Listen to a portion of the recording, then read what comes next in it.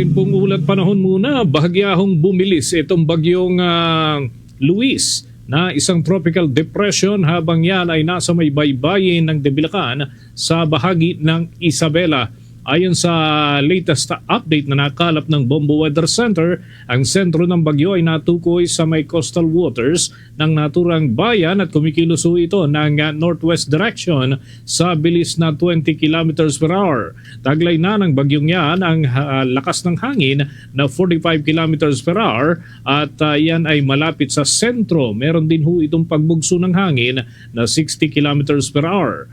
Nakatas naman ang tropical cyclone wind signal number 1 sa central at eastern Cagayan. Kabilang dyan yung mga lugar ng Enrile, lungsod ng Tuguegarao at Peña Blanca, pati na yung Piat at Santo Niño at ang Camalaniugan, Tuao, Lalo at maging ang Gonzaga, Alcala, Amulong, Santa Teresita, Baggao at ang Bugay ay kabilang din dyan, pati ng Sulana, Rizal, Santa Ana, Gataran at Igig, Lasam, Apari at Ballesteros, Abulog, Alakapan at Pamplona. Kabilang din ang mga lugar ng Babuyan Islands na kinabibilangan ng Camiguin Island at Fuga Island, Didicas Island at iba pa.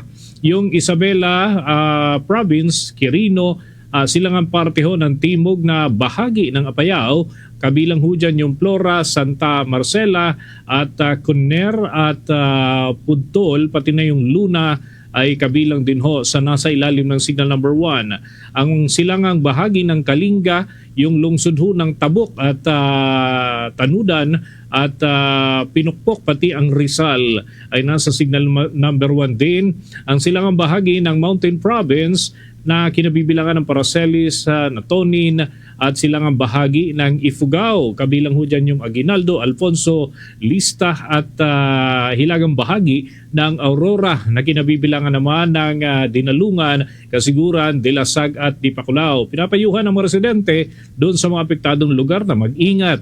Patuloy din na minomonitor ng mga eksperto ang galaw ng naturang bagyo at inaasahang magdadala ito ng masamang lagay ng panahon sa mga susunod na oras.